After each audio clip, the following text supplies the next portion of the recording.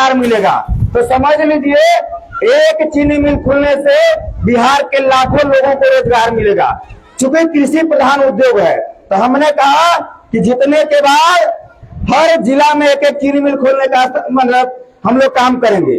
उसके बाद गरीब बच्चियों के शादी में, यानी आप लोगों के बेटी का अगर शादी होता है तो शादी में जैसे दूसरा राज्य में पैसा दिया जाता है शादी के लिए, उस तरह से 1.5 लाख रुपया आर्थिक सहायता सब गरीब परिवार के बेटी के शादी में किया जाएगा। ठीक है, 3 वो काम हो गया। उसके बाद हम कहें कि जिस तरह से बिहार के अलावा अन्य राज्य में गरीबों को, किसानों को बिजली फ्री है खेती करने के लिए और जलाने के लिए, ठीक है, तो हमने भी कहा कि 200 यूनिट बिजली हम लोग आपको फ्री देने का काम करेंगे कि 200 यूनिट बिजली का आपको 1 रुपया नहीं देना पड़ेगा। तो 200 यूनिट बिजली फ्री हो गया। उसके बाद हम कहें कि छोटे छोटे उद्योग और व्यापार के माध्यम से हम लोग जो भी बचे खुचे लोग रहेंगे उनको उद्योग धंधा बैठाने के लिए हम लोग रोजगार देने का काम करेंगे। और साथ में आज आपके बच्चों को बेहतर शिक्षा का बिहार में कहीं व्यवस्था नहीं है। पहले गांव गवई में कहा जाता था कि गरीब के बच्चा को 2 पैसा दे दी, लेकिन कथी ना देवे के चाहते, अकिल ना देवे के चाहिए। आज बिहार सरकार देख लीजिए, आपके बगल में स्कूल है, वही काम कर रहे पूरे बिहार में। गरीब के बच्चा को विद्यालय में जाएगा तो उसको दवाई मिलता है, खाना मिलता है, कपड़ा मिलता है, पैसा मिलता है। अब पहले साइकिलों मिलता था ना, लेकिन ये सब मिलता है। आज जिसके लिए विद्यालय है वहां विद्या मिलना चाहिए, शिक्षा मिलना चाहिए, उहे गायब को दिले है। कहला तो पढ़ लिख के आदमी होशियार हो जाता है ना। पढ़ेगा लिखेगा आदमी तो आगे बढ़ेगा, समझदार हो जाएगा, होशियार हो जाएगा।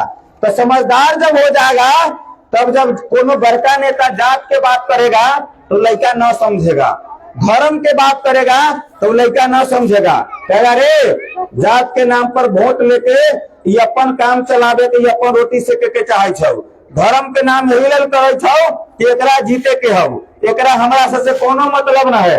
तो बात जाति के नाम पर तो बात समझ जाएगा कि ना नेतवा झूठ बोले छे, ऐसे समाज के विकास न हो वाला है।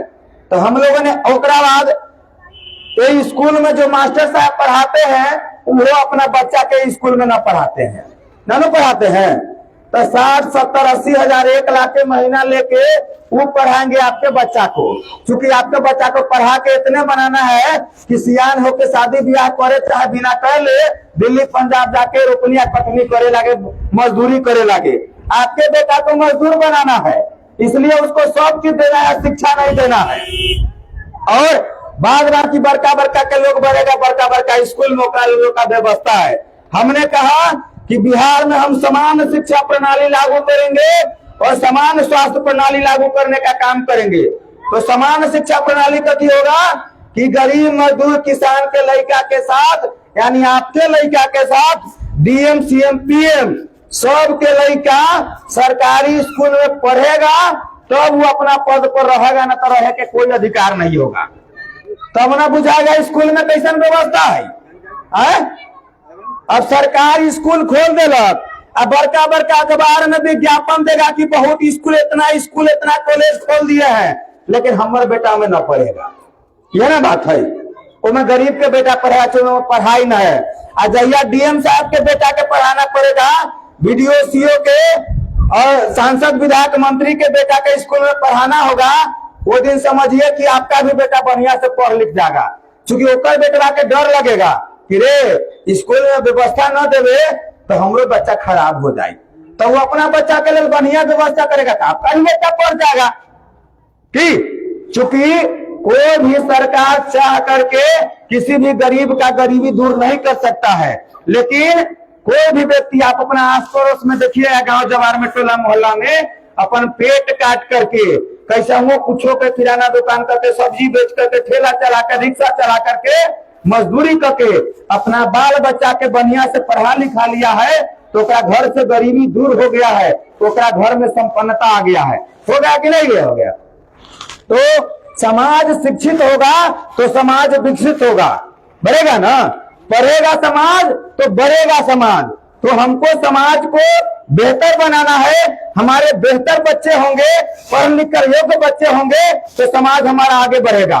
अगर योग्य बच्चे हमारे नहीं होंगे तो हमारा समाज, हमारा परिवार कहीं आगे नहीं बढ़ेगा। इसके लिए हमने कहा कि समान शिक्षा प्रणाली लागू किया जाएगा, जिसके माध्यम से बिहार के प्रत्येक गरीब परिवार के बच्चा के साथ साथ सभी डीएम, सीएम, पीएम के बच्चा एक साथ सरकारी विद्यालय में पढ़ेगा, तब उस सरकारी पद पर रहेगा, न तो रहने का कोई अधिकार नहीं होगा।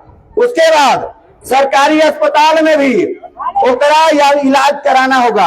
आज क्या है, कोनो मंत्री संतरी 2500, 200, 400, 1000 करोड़ के लागत से बड़का बड़का शहर में अस्पताल खुलवाता है ना। खूब 5-10 लाख रुपया देके उद्घाटन करेगा, प्रचार करवाएगा, पेपर में निकलवाएगा, लेकिन ये सब काम करेगा, अपना बाल बच्चा के, अपन बाप मतारी को वो इलाज न करवाएगा। करवाता है कोनो? आज तक आप लोग है, सब गार्जियन है, कहिए सुने हैं कि फलना मंत्री जी के बेटा के चाहे बाबूजी के इलाज हो रहा है मेडिकल में मुजफ्फरपुर में? सुने हैं कहियो? नहीं। वो कह रहा कि वहां कोई व्यवस्था नहीं है। उनको पता है कि हमारे बाबूजी चाहे हमारे बच्चा जाएगा तो फिर वहां से फिर के ना आएगा, तो वहां व्यवस्था गरीब के लिए है। तो सीना चौड़ा करके अस्पताल का उद्घाटन आप करिएगा तो आपको भी वही अस्पताल में इलाज कराना होगा, तब ना पता चलेगा कि ये वो व्यवस्था है। तो समान शिक्षा प्रणाली हम लोग लागू करेंगे। तो चूंकि शिक्षा और चिकित्सा के लिए हमारे लोगों को बिहार से बाहर जाने की आवश्यकता नहीं हो, उसके बाद हमने तय किया कि पंचायत स्तर पर पंचायत क्लिनिक का हम लोग व्यवस्था करेंगे कि छोटी मोटी बीमारी अगर हो तो आज शिवहर न तो मुजफ्फरपुर जाना पड़ता है ना। और पंचायत में अगर व्यवस्था होगा तो किसी को न समय ज्यादा लगेगा न पैसा ज्यादा लगेगा। कम समय में पंचायत क्लिनिक में जाएंगे, उनका छोटा मोटा बीमारी होगा, किसी भी महिला का कोई दिक्कत होगा, उनको बच्चा के लिए कोई समस्या होगा, वहां पंचायत क्लिनिक में जाएंगे, कम खर्चा में, बिना खर्चा में उनका काम हो जाएगा। तो इतना काम हम लोग आपके लिए करके देंगे। और आपको विश्वास इसलिए करना चाहिए क्योंकि हम पहला बेलसन का थी, बिहार के पहला नेता है जो काम करके आपको दिए हैं, तब मजदूरी मांगने आए हैं। अगर पेंशनवा नहीं बढ़ल होता तो जो लोग गए थे उनको याद होगा, जो नहीं गए थे वो तो जनबे नहीं किए। गए थे ना आप, तो वो लोग कहा था, तो हम कहे थे कि जब तक पेंशन नहीं बढ़ेगा तब तक हम आप लोगों से वोट मांगने नहीं आएंगे, हम कोई चुनाव नहीं लड़ेंगे, लेकिन बढ़वा देंगे तब तो मजदूरी हमरा मिले के चाहिए। कि ये वाजिब बात है कि ना है ना। तो मान गए हम बड़का बाप के बेटा नहीं है, हमारा पास बहुत पैसा नहीं है, गन बंदूक वाला लोग हम नहीं है, ताकत वाला हम लोग नहीं है, पूंजी वाला लोग नहीं है, लेकिन आपका बेटा है ना, आपका भतीजा है ना, आपके लिए लड़ाई लड़े हैं ना, इतना तो आप जान रहे हैं। तो नेता कैसे होना चाहिए? जनता के लड़ाई लड़े वाला कि गोली बंदूक चलाने वाला जमींदार होके चाहिए। जनता के लड़ाई लड़े वाला ना होके चाहिए, जो आपका दुख देखे बिना समझ जाए कि दुख में है, तो सबका समस्या का समाधान कैसे होगा। मान गए एक आदमी मेरे पास आएंगे तो इनको 500,000 दे देंगे तो इनका काम चल जाएगा, लेकिन सबका काम कैसे चलेगा, ये जो नेता सोचेगा वही सच्चा नेता है, समझिए। और जब तक ऐसा नेता कोई नहीं सोचेगा तब तक समग्र समाज का विकास नहीं हो सकता है, पूरे समाज का उन्नति नहीं हो सकता है। किसी एक व्यक्ति, दो व्यक्ति के विकास करने से समाज का विकास नहीं हो सकता है। समाज का विकास हर एक व्यक्ति के बिना जात पूछे हुए, बिना धर्म पूछे हुए सबका कल्याण होना चाहिए, सबके लिए काम होना चाहिए, तब जाकर के समाज आगे बढ़ेगा और समाज में परिवर्तन आएगा।